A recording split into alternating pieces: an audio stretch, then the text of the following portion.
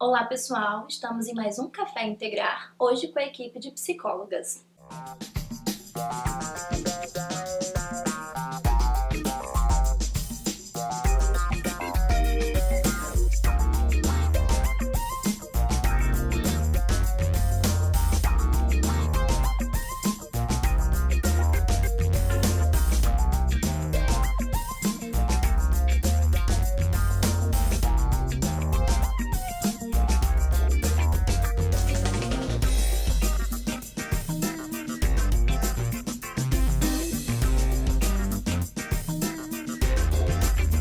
Bom, eu me chamo Carla, sou analista do comportamento, terapeuta cognitivo-comportamental e mestre em psicologia na área de educação. Eu me chamo Esther Lima, sou psicóloga como Carla Jéssica, analista do comportamento e também na teoria cognitivo-comportamental. Eu me chamo Daniela Espíndola, eu sou psicóloga de orientação psicanalista e pedagoga. Bom, pessoal, então, nesse Café Integrar de hoje, a gente vai começar falando um pouquinho da nossa experiência profissional, né? Da nossa área de atuação, dos nossos trabalhos e das nossas atividades.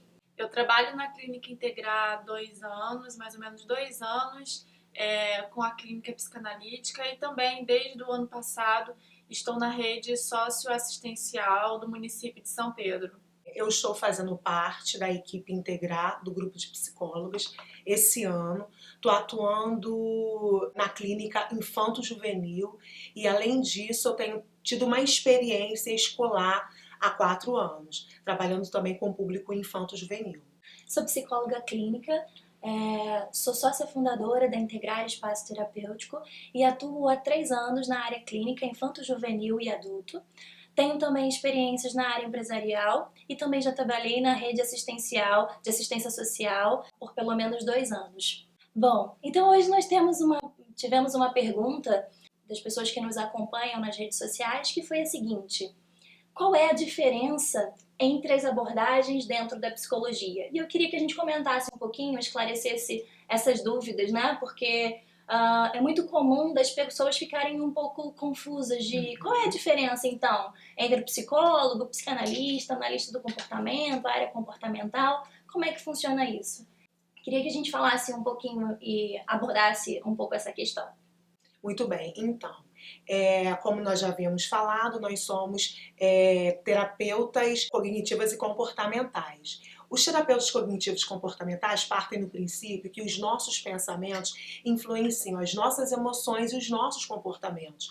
Então, nós levamos esse princípio para a clínica e começamos a fazer a intervenção com o público infanto-juvenil, né, crianças, adolescentes e também com adulto. A única diferença para o público infantil do adulto é que a gente faz uma adaptação das estratégias que existem inicialmente para os adultos, para a clínica, para poder atender a demanda. É importante a gente entender também que essa visão, né, da análise do comportamento atrelada à terapia cognitivo-comportamental nos permite entender o indivíduo da seguinte forma: as nossas interações, elas começam muito antes do nosso nascimento, já na própria gestação. Então ali já existe troca desse bebê com esse ambiente que é a própria mãe, né, e com esse ambiente externo que é o mundo e as pessoas que convivem nesta família, né, ou nesse meio social. Então as nossas interações começam desde a gestação e vão sendo construídas ao longo da nossa existência. Então, muitas vezes na área clínica, a gente primeiro precisa entender que construção foi essa, que interação foi essa que esse indivíduo teve com esse ambiente.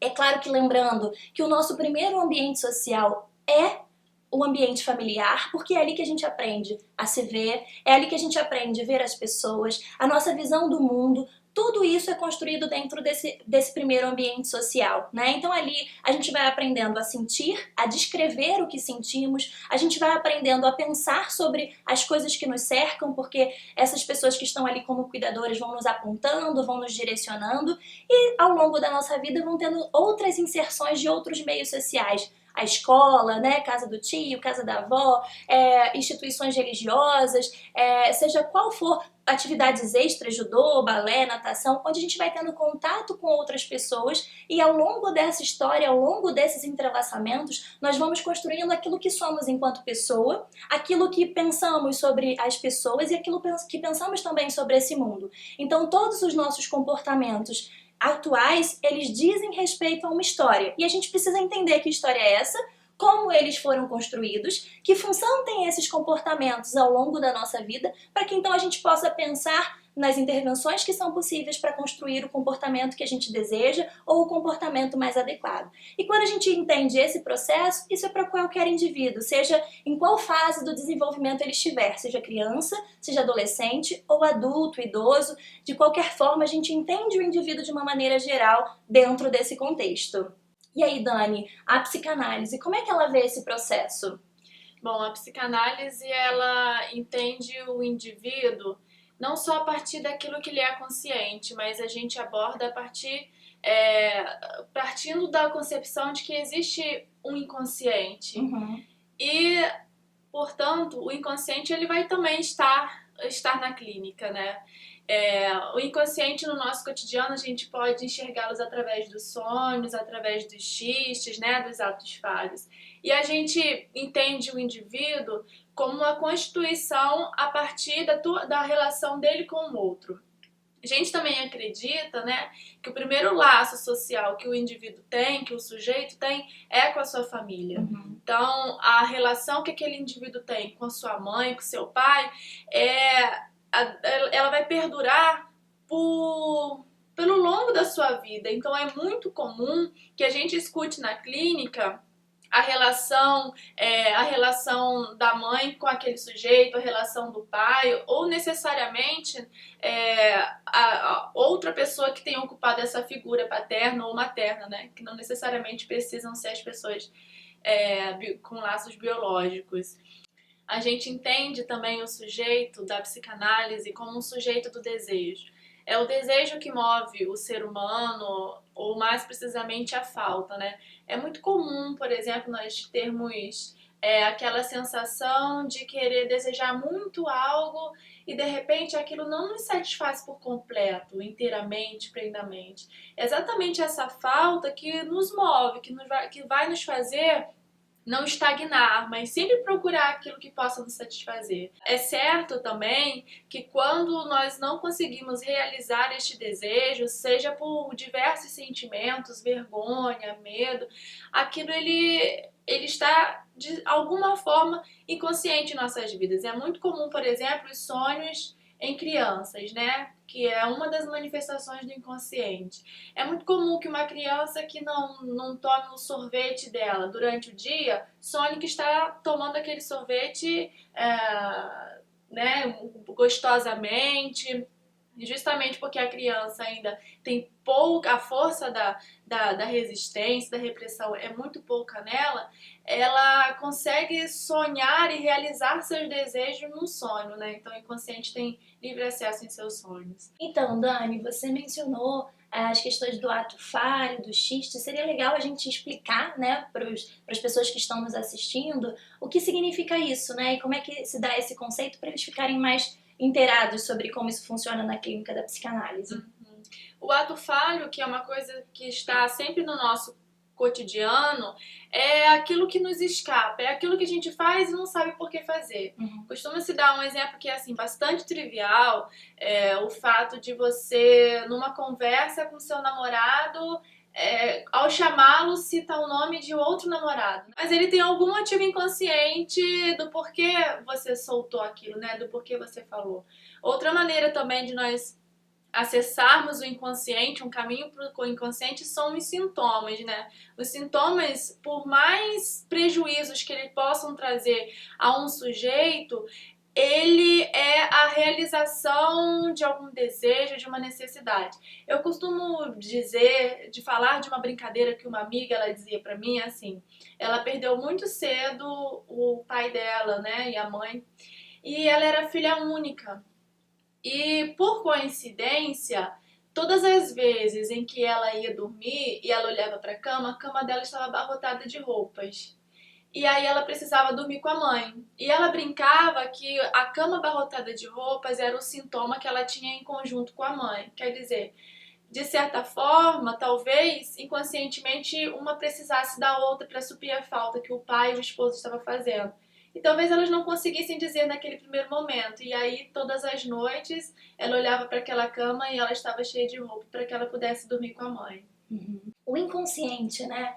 Esse conceito de inconsciente, a área comportamental também trabalha com ele, não é isso, Esther? Sim, a análise do comportamento trabalha sim com o conceito de inconsciente, mas da seguinte forma: o inconsciente é algo que não podemos descrever, que não conseguimos explicar. E essas questões dos sonhos, né?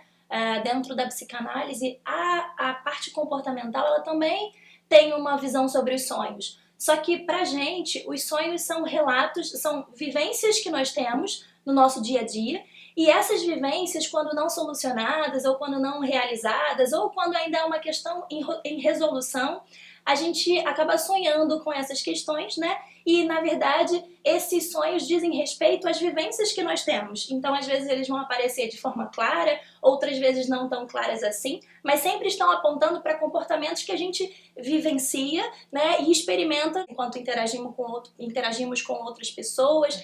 Então, o sonho, para a área comportamental, tem essa conotação, né? Tem essa explicação de nos apontar para coisas que vivenciamos e que muitas vezes eles até aparecem porque não sabemos explicar, né? Nesse sentido. Mas, de qualquer forma, é uma necessidade que o nosso corpo tem de resolver aquele problema, de direcionar aquelas questões, então elas vão aparecer de alguma forma, né? E muitas vezes nesses sonhos, sim.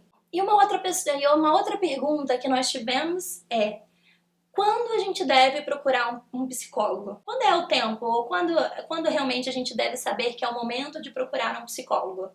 Então, para análise do comportamento, a necessidade de buscar um psicólogo, um profissional, né, da área se dá quando você está enfrentando, passando por uma situação aversiva e que você não está conseguindo lidar com essas questões. Como exemplo, separações que afetam diretamente aos filhos, ou à esposa, né, ou ao marido, perda também, né, a morte, a criança também tem muita dificuldade em enfrentá-las. Então, praticamente, em situações aversivas, as pessoas precisam procurar um profissional para atravessarem esse momento de maneira mais assertiva.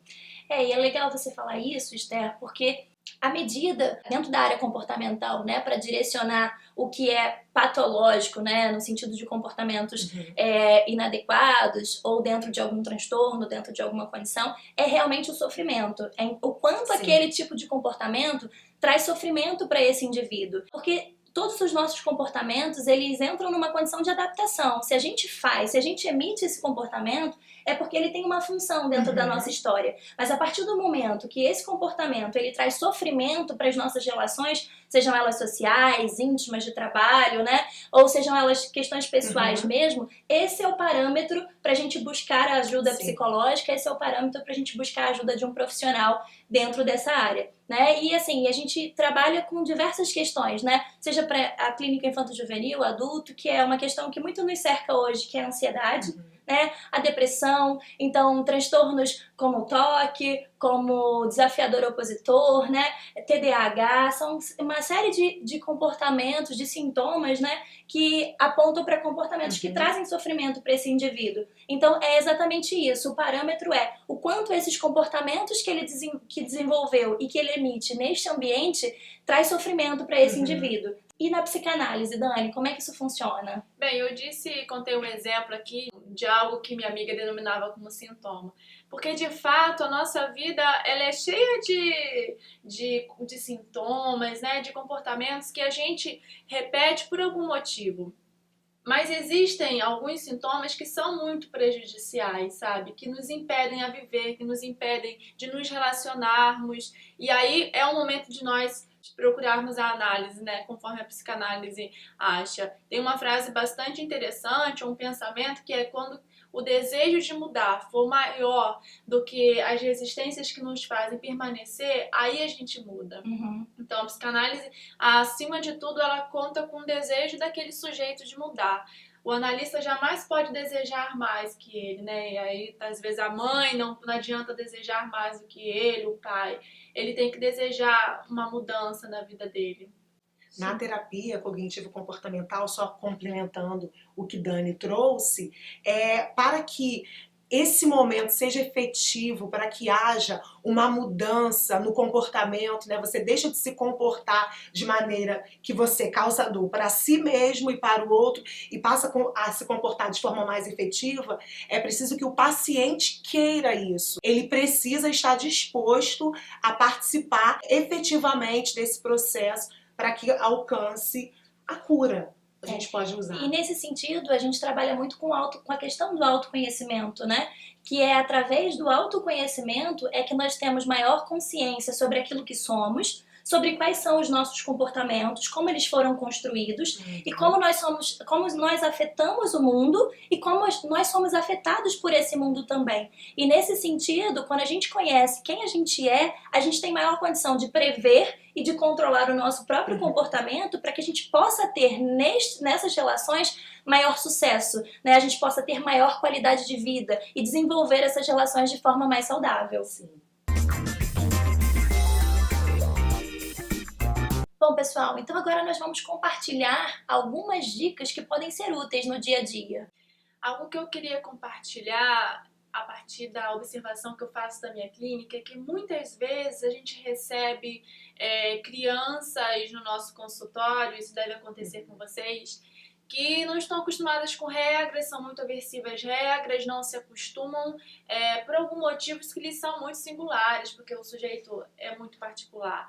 Mas é muito comum a gente encontrar pais que a forma como eles amam os filhos é poupá-los da regra, como se isso fosse algum benefício, né? É verdade. Seja por alguma culpa. É muito comum, por exemplo, mães que tiveram uma depressão pós-parto, que passam por aquele período de rejeição do filho, e ao superarem isso, tratam os filhos como se as regras fossem castigos e prejudiciais, quando na verdade a regra é fundamental para qualquer ser humano. Até porque, se nós pararmos para pensar, quantas regras nós lidamos, nós adultos, no nosso dia a dia, né? E por que a criança, ao se tornar adulta, ela vai ser poupada disso? Então, na verdade, dar regras é sim uma experiência de amor, assim, é criar aquela criança para a vida, empoderá-la, sabe? De que ela pertence a uma sociedade, que ela tem seus direitos e seus deveres. Isso faz com que a criança fique mais segura também, né? A partir das regras. Muito bom. Muito bom mesmo essa dica. Por trabalhar no ambiente escolar, né, por estar inserida nesse contexto, a dica que eu trago é sobre a inserção da criança no contexto escolar, né? Estamos no início do ano letivo e muitos pais sofrem com essa transição, né? Neste momento, alguns pais criam a interpretação, a ideia, na realidade, de que se a criança chorar, ele não deixará essa criança na escola, vai esperar pelo momento dele crescer um pouco mais, quando na realidade esse momento é muito importante para o desenvolvimento da criança. E qual seria a melhor forma? Qual seria a dica que eu sugiro, né? Do pai já preparar a criança anterior a chegar no ambiente escolar, dizendo que o papai ou a mamãe vai deixar o filho na escola, que ele vai ficar ali por um momento, porém ele vai voltar. Ao inseri-lo no ambiente escolar, o comportamento, o choro for emitido, o pai vai baixar na altura da criança, ou vai pegar a criança no colo, vai olhar no olho com firmeza e segurança, porque a criança precisa sentir isso, e dizer: o papai vai deixá-lo na escola, porém, logo estaremos retornando. Agora é o momento de ficar com a tia X, com a tia Y, de ficar com os coleguinhas, e logo depois o papai estará retornando. O que acontece? No primeiro momento, a criança vai chorar? Sim. talvez por alguns dias. Tem crianças que choram por 2 dias e depois não choram mais. Por quê? Porque enquanto mais seguro o pai for nesse momento, melhor a adaptação da criança. Porque até então, a família, como a Carla Jéssica falou, é o meio de transmitir essa segurança para a criança. Então, se o pai, nesse ambiente diferente, se posiciona dessa forma, vai ser mais fácil a adaptação. E pensando nessas questões que vocês trouxeram, né? Algo que é importante é esses comportamentos inadequados que as crianças apresentam. Então, assim, muitas vezes os pais ficam desamparados frente a esse comportamento, não sabe de que forma agir, não sabe de que forma direcionar esse comportamento da criança.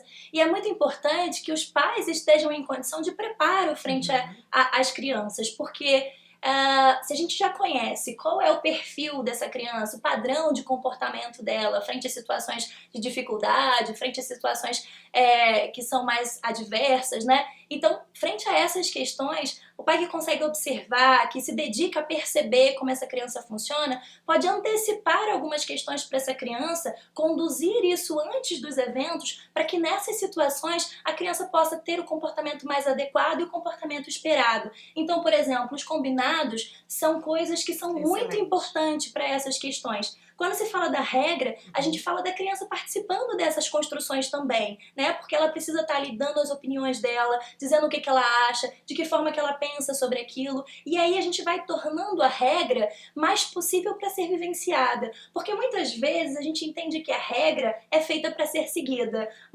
Em atendimentos clínicos eu vejo muito isso, né? Para que serve a regra? Ah, tia, para seguir. Então não necessariamente a regra é feita para seguir. A regra tem a função de organizar o mundo. E se essa regra não atende essa função, ela precisa ser repensada, ela precisa ser revista. E nada melhor do que fazer essa criança participar dessa construção para que ela mesma possa estar motivada a construir esse novo comportamento, né? E mesmo que não seja essa condição, que não seja uma regra criada para um ambiente familiar, ou não seja uma regra criada dentro desse contexto mais íntimo e pessoal, sejam regras vivenciais da sociedade mesmo, a gente precisa avisar a criança, olha, estamos indo para tal lugar, estamos fazendo isso, e lá o papai ou a mamãe espera de você esse e esse tipo de comportamento. Se isso não acontecer, o combinado é que a gente vai, e aí a gente direciona qual é a consequência sobre o comportamento dessa criança. Então essa criança já vai para esse novo ambiente lembrando de quais são as questões, porque criança esquece mesmo, né? Então a gente prepara ela para isso e aí a gente conta com a colaboração dela também, porque ela já saiu ou já iniciou essa interação sendo lembrada de quais são os combinados e de quais foram as regras que a gente construiu. Isso facilita porque é muito mais fácil você prevenir este comportamento do que você esperar ele acontecer para corrigir ou para ter que direcionar, porque aí gera uma questão social de outras pessoas assistindo, de outras pessoas vendo, e a gente sabe que quando a gente está no ambiente social, muitas vezes a gente permite que a criança se comporte por uma questão de punição social mesmo, né? O que as pessoas vão pensar de mim, o que elas vão achar do meu comportamento, vão achar que a criança está chorando porque eu fiz algum mal, né? E não necessariamente é isso. Então, nada melhor do que a gente prevenir do que necessariamente ter que dar conta de um comportamento inadequado frente a uma exposição social. Então, esses combinados são muito importantes para essas relações, né? E para direcionar esses comportamentos da criança. E falando de uma questão, né, da fase adulta, a gente pode pensar também na seguinte questão. É muito comum, enquanto adultos, a gente se comparar frente a outras pessoas, né? Fazer comparação. Poxa, então fulano já tem isso, fulano já construiu isso, fulano é desse jeito, fulano faz dessa forma. E isso criar um desconforto muito grande dentro da nossa vivência, né? E muitas vezes até uma influência na nossa autoestima, na forma como a gente se vê e até mesmo na capacidade que nós percebemos ter ou não. Mas mais importante do que essa avaliação frente ao outro, ou essa comparação frente ao outro, é a gente pensar de forma individual. Em que sentido? Cada sujeito é único, cada um tem uma história, cada um esteve sobre efeitos de reforçamentos e de punições de forma diferente, foram valorizados de maneira diferente, foram instruídos de maneira diferente e muitas vezes até o seu ambiente, a disponibilidade que aquele ambiente tinha era singular. Então, não é possível comparar pessoas que foram construídas em ambientes diferentes. Não é possível comparar os nossos comportamentos com o comportamento do outro se nós não estivermos sobre as mesmas condições que aquele outro. E mesmo que a condição seja a mesma, nós somos indivíduos diferentes. Então isso vai gerar uma diferença nesses processos. Mas é importante a gente entender que todo comportamento ele pode ser aprendido. E se ele pode ser aprendido, se alguém já fez, eu também posso fazer. É claro que eu preciso entender como esse outro pensou para se comportar, o que ele usou de estratégia, o que ele teve disponível para construir esse comportamento.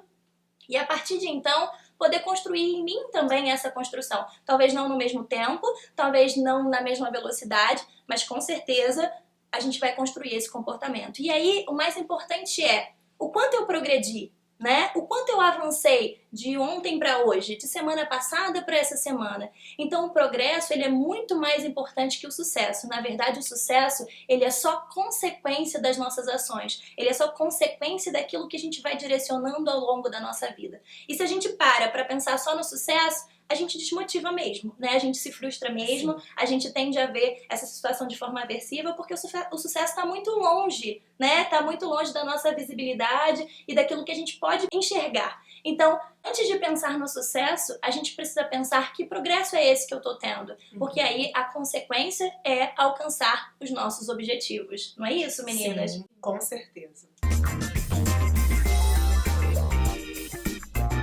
Então foi muito bom, adorei estar com vocês, assim, e compartilhar com o público o conhecimento, acho que para nós é presente, é de fundamental importância. É um prazer pra gente também, né? Poder Foi estar muito nesse prazer, contato. essa troca, muito bom. Espero que vocês tenham gostado. O nosso espaço se encontra na Rua Francisco Santos Silva, Aldeia Shopping, segundo andar, sala 25, Centro São Pedro da Aldeia. E o nosso telefone 998 28 43 91, o outro 988 35 25 04. Aguardamos sua visita. Bom, então nós ficamos por aqui e nos vemos no próximo Café Integrar. Foi um prazer estar com vocês. Se vocês curtiram esse vídeo, pode compartilhar nas suas redes sociais, indicar para os seus amigos, né? Seguir o nosso canal no YouTube, que a gente vai estar preparando diversas questões e diversos temas para a gente poder tratar com vocês. Se você tem alguma pergunta, se você tem alguma indicação de tema que seja de sua preferência, faça contato conosco, mande mensagem, compartilhe conosco as suas intenções para que a gente possa estar mais perto de vocês e contribuindo para o entendimento dessas áreas humanas. Então, até lá! Até! Tchau!